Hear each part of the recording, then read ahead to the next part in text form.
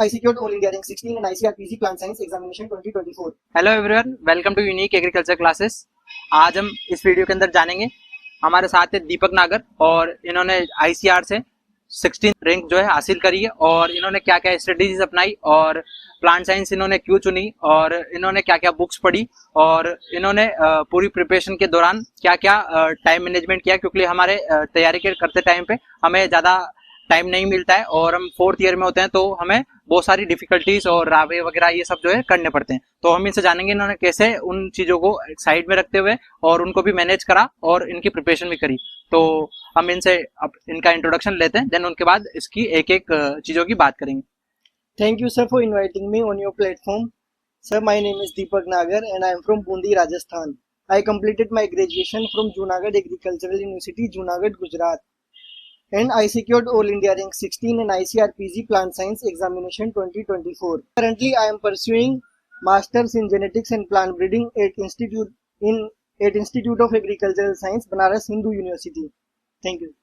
Thank you Deepak. आप आपके juniors को बताएं कि आपने कौन कौन सी बुक्स पढ़ी और क्या क्या प्रिपरेशन स्ट्रेटेजीज अपनाई, ताकि ये भी जो है आपके आने वाले एग्जामिनेशन में इनका भी हेल्प हो सके और ये तैयारी को अच्छे से कर पाए।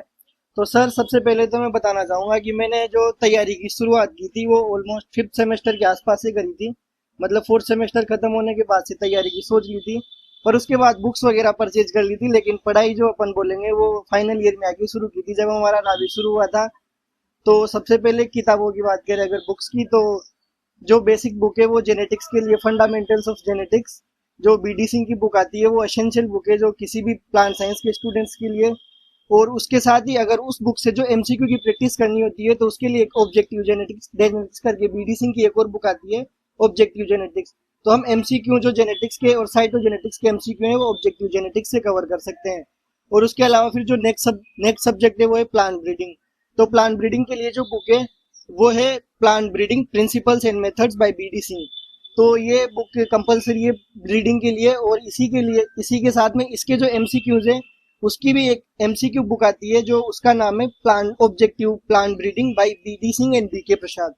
तो वो बुक भी एसेंशियल है, मतलब MCQs के लिए वो कंपलसरी बुक है ताकि हमें जरूरी है वो MCQs करने के लिए।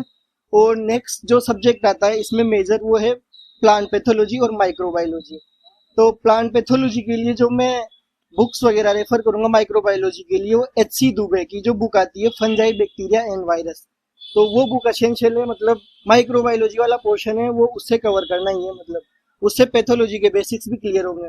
और जो दूसरा पोर्शन है वो है कि पैथोलॉजी जो प्रॉपर है उसके लिए मैंने एंग्रयू के नोट्स को रेफर किया था।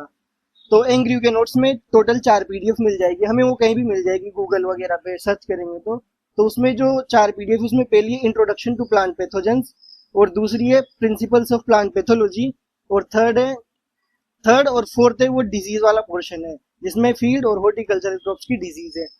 तो जो इंट्रोडक्शन टू प्लांट पैथोजेंस है वो, और दूसरा जो प्रिंसिपल्स ऑफ प्लांट पैथोलॉजी है वो, ये 2 बुक सबसे ज्यादा इंपॉर्टेंट है। मतलब ये जो 2 PDFs है उस नोट्स में ये सबसे ज्यादा इंपॉर्टेंट है। इन्हीं से सारे बेसिक्स क्लियर होते हैं, बेसिक्स। और जो पेपर होता है प्लांट साइंस का वो बेसिक्स पे ज्यादा फोकस करते हैं, ना कि मतलब डिजीज वाले पोर्शन पे। डिजीज वाले पोर्शन से क्वेश्चंस आते हैं लेकिन वो आपके बेसिक्स के साथ ही क्लियर हो जाएंगे। तो जो शुरुआत में प्रिंसिपल्स ऑफ प्लांट पैथोलॉजी है और इंट्रोडक्शन वाला पोर्शन है वो सबसे जरूरी है। और उसके बाद जो चौथा मेजर सब्जेक्ट है प्लांट साइंस ग्रुप में वो है सीड साइंस एंड टेक्नोलॉजी। तो उसके लिए प्रिंसिपल्स ऑफ सीड साइंस की एक बुक है, तो बुक तो मेरे पास नहीं थी, PK अग्रवाल की बुक है, तो वो बुक तो मेरे पास नहीं थी, पर मेरे को उसकी PDF मिल गई थी। तो उस PDF से मैंने इसकी प्रिपरेशन करी थी। तो वो 100 and 120 और 100 पेज के अराउंड की बुक है, तो हम उसको रेफर कर सकते हैं। पर सर, जैसे मैं बोल रहा हूँ कि अपन को जेनेटिक्स और ब्रीडिंग के लिए तो MCQs मिल गए, लेकिन पैथोलॉजी और सीड साइंस के लिए MCQs थोड़े बुक्स वगैरह नहीं मिल पाती इतनी। और पैथोलॉजी के लिए एक और बुक है, तो वो है उत्पल कुमार भट्टाचार्य की plant pathology at a glance. तो वो बुक है ना, उसका फॉर्मेट ये ऐसा है कि उसमें MCQs, fill in the blanks, match the column, why, उसमें रीजंस वगैरह पूछते हैं। तो ये बुक है ना उत्पल कुमार भट्टाचार्य की, ये कॉन्सेप्चुअल क्लियरिटी के लिए काफी अच्छी बुक है प्लांट साइंस ग्रुप में पैथोलॉजी के लिए। तो सर, पैथोलॉजी और सीड साइंस में हमें दिक्कत ये आती है कि हमारे पास रेफरेंस नहीं है क्वेश्चन प्रैक्टिस के लिए। तो हमें उसके लिए शायद या तो टेस्ट सीरीज के ऊपर रेफर करना चाहिए, या फिर जो अपने इंस्टीट्यूट वगैरह में नोट्स वगैरह PDF मिल जाते हैं सीनियर्स के पास, तो वहां से मैंने भी यही किया था कि एक तो मैंने टेस्ट सीरीज में से क्वेश्चन रेफर किए थे, और दूसरा है कि हमारे सीनियर्स वगैरह ने हमें पीडीएफ दे दी थी क्वेश्चंस की, तो वहां से हमारे लिए एमसीक्यूज उसके क्लियर हुए हैं। और फिर आते हैं जैसे बायोकेमिस्ट्री वाला पोर्शन, तो वो 11th क्लास की एनसीईआरटी उससे कवर कर लिया, या फिर हम एलएन के जो मॉड्यूल्स आते हैं उनमें बायोकेमिस्ट्री वाला एक चैप्टर है, तो वहां से कर सकते हैं। फिर उसके बाद में आता है एक प्लांट फिजियोलॉजी वाला पोर्शन। तो उसके लिए मैंने तो जैसे मेरा बायोलॉजी बैकग्राउंड है तो मुझे इतनी दिक्कत नहीं थी प्लांट फिजियोलॉजी में, तो मेरा स्ट्रॉन्ग था, तो मैंने अरुण कात्यायन से ही कर लिया था उसको। उसके बाद फिर मैंने क्वेश्चंस पे फोकस किया, और मेरे जब क्वेश्चन सही हो रहे थे तो फिर मैंने फर्दर सोर्स को ढूंढना ठीक नहीं समझा कि चलो ठीक है, अपने एमसीक्यूज तो सही हो ही रहे हैं, तो फिर ज्यादा पढ़ने की जरूरत नहीं है थ्योरी को। तो उसके बाद में फिर ये जो प्लांट फिजियोलॉजी, इसको आप एलएन का जो एक मॉड्यूल आता है फिजियोलॉजी का पूरा, तो उसको रेफर कर सकते हैं, वो काफी अच्छा सोर्स है, फिजियोलॉजी कंप्लीटली उससे कवर हो जाएगी। उसके अलावा फिर एक बुक आती है इंस्टेंट प्लांट साइंस करके, तो जो लास्ट में रिवीजन के लिए वो बुक है, वो बहुत अच्छी बुक है। मतलब मैं मानूंगा कि लास्ट के एक महीने में वो बुक एक दो बार तो पढ़ी लेनी चाहिए, दो बार तो, ताकि उससे सारी चीजें कवर हो जाए। और उसके बाद में फिर एक जो जनरल एग्रीकल्चर है, उसके लिए मैंने जो बुक रेफर की थी वो एक अरुण कात्यायन की बुक थी, और एक सर से मेरी बात हो गई थी, सर को मैं जानता था, तो फिर इन्होंने मेरे लिए जो अपने नोट्स वगैरह रेफर किए थे, जो ये सीयूटी पीजी वगैरह इन्होंने भी प्रिपरेशन की थी बीएचयू में अभी, तो इन्होंने जो सीयूटी प्रिपरेशन की थी और इनका जो चैनल है वहां से मैंने रेफरेंस ले लिए थे। और जैसे मैं बीडी सिंह वगैरह बुक्स हो ही गई, तो ये सब है बुक लिस्ट में। थैंक यू दीपक। और मैं आपसे एक और चीज जानना चाहूंगा कि आपने प्लांट साइंस ही क्यों चुना, क्योंकि हमारे एग्रीकल्चर में तो पूरा ब्रॉड सब्जेक्ट है, तो इसमें एग्रोनॉमी मेजर सब्जेक्ट जो है, जैसे और भी है सोयल साइंस वगैरह, बच्चों के अधिकतर क्या है एग्रोनॉमी वगैरह, ये सब एग्रोनॉमी सोयल साइंस ये सब जो है फेवरेट सब्जेक्ट होते हैं, पर आपने जो प्लांट साइंस ही क्यों चुना?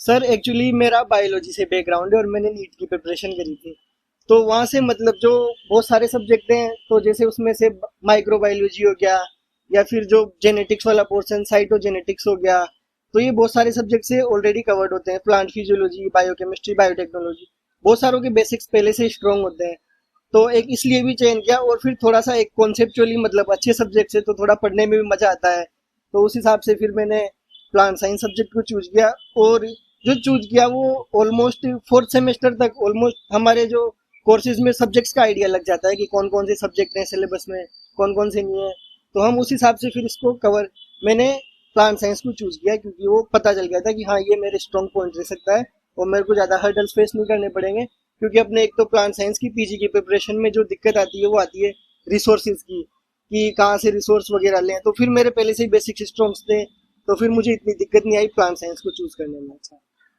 तो आप अब आपके जूनियर्स को क्या गाइडेंस देना चाहेंगे, और कैसे उनको लास्ट मोमेंट जो है टिप्स उनको देना चाहोगे, और उन जो फोर्थ ईयर में आके उनके साथ जो है प्रिपरेशन वो कैसे करें, ये सब चीजें जो है आप थोड़ा सा ब्रीफली जो है बता दो। और आपको ये जो है अगर इनसे कोई हेल्प चाहिए तो ये बेशक जो है आपको हेल्प करेंगे, और इनसे कोई मदद चाहिए तैयारी के दौरान, और तैयारी के दौरान कोई दिक्कत आ रही हो तो ये बेशक जो है आपको बताएंगे। जैसे मैंने इनको जनरल एग्रीकल्चर के रिलेटेड सारी चीजें जो है, इनको 20 क्वेश्चन आते हैं, वो इनके लिए नोट्स प्रोवाइड कराए थे, और वैसे ही जो है आपको ये भी आगे आपके गाइडेंस में मदद करेंगे। ठीक है, आपके कोई भी क्वेरीज हो या फिर क्वेश्चंस में दिक्कत आ रही हो या प्रिपरेशन में दिक्कत आ रही हो, तो आपको ये सब हेल्प करेंगे। तो आप छोटा सा ब्रीफ जो है आपके जूनियर्स को गाइडेंस के तौर पे बता दो, ताकि वो भी अच्छे से तैयारी कर सके।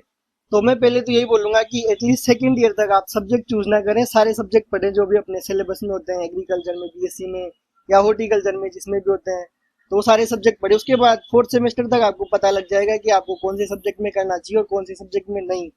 तो अगर प्लांट साइंस की बात करें, तो प्लांट साइंस में जो सबसे जरूरी चीज है वो आपके बेसिक्स स्ट्रॉन्ग होने चाहिए। चाहे आपकी इन्फॉर्मेशन कम हो, लेकिन आपके बेसिक्स ज्यादा स्ट्रॉन्ग होने चाहिए, क्योंकि इन्फॉर्मेशन रिलेटेड क्वेश्चंस एक दो ही होते हैं, उनके लिए अपन मतलब बहुत सारा टाइम वेस्ट कर देते हैं। तो फंडामेंटल क्लियरिटी, कॉन्सेप्चुअल क्लियरिटी और बेसिक्स का स्ट्रॉन्ग होना बहुत जरूरी है इस सब्जेक्ट में खास तौर पर। और एक दूसरी चीज मैं बोलूंगा कि एमसीक्यूज के सोर्स जो है ना, आप टेस्ट पेपर लगाते रहें, मतलब टेस्ट पेपर जितने हो सके लगाएं। और question practice is of utmost importance in plant science group. मतलब इसमें क्या है ना, कॉन्सेप्चुअल सवाल ज्यादा होते हैं, तो एरर के चांसेस भी ज्यादा आते हैं। तो फिर इस हिसाब से जब आप तैयारी शुरू करें और क्वेश्चन स्टार्टिंग में लगाएं, तो आप ये ध्यान रखें कि एक्यूरेसी ज्यादा हो, ना कि नंबर ऑफ क्वेश्चन अटेम्प्टेड ज्यादा हो। क्योंकि एक्यूरेसी तो शुरू में ही बनेगी, वो बाद में अगर आपकी एक बार गलत करने की आदत पड़ गई तो वो जल्दी से जाती नहीं है। तो आप पहले एक्यूरेसी पे फोकस करें, फिर धीरे धीरे आप उसको नंबर ऑफ क्वेश्चंस अटेम्प्टेड और स्पीड पे आप फिर बाद में फोकस करें। तो सबसे पहले आप ये करें कि आप कॉन्सेप्चुअल क्लियरिटी रखें और उसके बाद में एक्यूरेसी पे फोकस करें। और तीसरी एमसीक्यू प्रैक्टिस। तो एमसीक्यूज के लिए जो सबसे बेस्ट सोर्स है वो तो टेस्ट सीरीज ही होती है इसमें, क्योंकि हमें ज़्यादा बुक्स नहीं मिल पाती। बुक्स सिर्फ जेनेटिक्स और ब्रीडिंग की मिलती है, बाकी सब्जेक्ट्स के सोर्सेज कम ही मिलते हैं। तो ये कहूँगा कि टेस्ट सीरीज ज्वाइन कर लें, एक या दो, कोई कितनी भी हो लेकिन करें। और जो क्वेश्चंस करें वो क्वेश्चंस कम से कम एक क्वेश्चन आपको 2 बार तो करना ही है। ऐसा नहीं है कि आपको सिर्फ किताबों का 2 बार रिवीजन करना है, आपको क्वेश्चंस भी कम से कम 2 बार या 3 बार करना है। उससे क्या है ना, आपके कॉन्सेप्ट ज़्यादा बिल्ड होते हैं और एरर के चांसेस कम हो जाते हैं और आपको पता चलता है कि मैं गलतियां कहाँ कर रहा हूँ बार बार। तो मैं यही बोलूंगा कि आप क्वेश्चंस बार बार करें और रिपीटेटिवली करें, चाहे क्वेश्चंस थोड़े से कम हो जाएं लेकिन क्वेश्चन ज्यादा बार होनी चाहिए, एक ही क्वेश्चन। Thank you sir. और आपको एक क्वेश्चन पूछना चाहूंगा कि बच्चों के मन में अक्सर जो है हमारे कमेंट बॉक्स में कमेंट आते रहते हैं कि सर हम हिंदी मीडियम से हैं, सर हम जेआरएफ की तैयारी कैसे करें, क्योंकि इंग्लिश में पेपर आता है तो हिंदी मीडियम वालों को काफी ज्यादा दिक्कत होती है। तो आप एक आपके रिव्यू के हिसाब से आप बता सकते हैं क्या गाइड आपके जूनियर्स को कि उनको जो है हिंदी और इंग्लिश मीडियम से ज्यादा फर्क नहीं पड़ता है, और वो चीजें आप थोड़ा सा आपके जूनियर्स को बताएं। साइंस जो सब्जेक्ट है ना, ऐसा है कि इसमें आपको इंग्लिश लैंग्वेज को थोड़ी टिपिकल नहीं मिलती जैसी बाकी ह्यूमैनिटीज और आर्ट्स वगैरह मिलती है। साइंस की जो इंग्लिश है वो बहुत बेसिक होती है और अंडरस्टैंडेबल होती है, क्योंकि टर्मिनोलॉजी तो हम हिंदी मीडियम में भी इंग्लिश वाली पढ़ते हैं यूजुअली, सही बात। तो इतनी दिक्कत नहीं आती है। तो बाकी अगर आप थोड़ा सा प्रैक्टिस करेंगे 5-6 महीने साल भर में आराम से ना जो इंग्लिश कवर हो जाती है। अगर आप कॉलेज में हैं तो आपके कॉलेज में जैसे एग्जाम भी देते हैं अपन, तो यूजुअली इंग्लिश में होते हैं। बहुत कम जगह जहाँ पे हिंदी में एग्जाम होते होंगे, बाकी ज्यादातर जगह इंग्लिश में होते हैं। तो आपको फर्स्ट या सेकंड ईयर तक ये चीजें बिल्ड हो जाएगी। बाकी आपको थोड़ा सा पढ़ना ज्यादा पड़ेगा, अगर हिंदी से हैं तो थोड़ा सा कवर करने में थोड़ा सा टाइम लग जाए, लेकिन वो स्टार्टिंग वाला फेज है। एक बार आप फ्लो में आए फिर उसके बाद में आराम से सब अपने आप फ्लो में चलने लग जाता है, फिर इतनी दिक्कत नहीं आती है।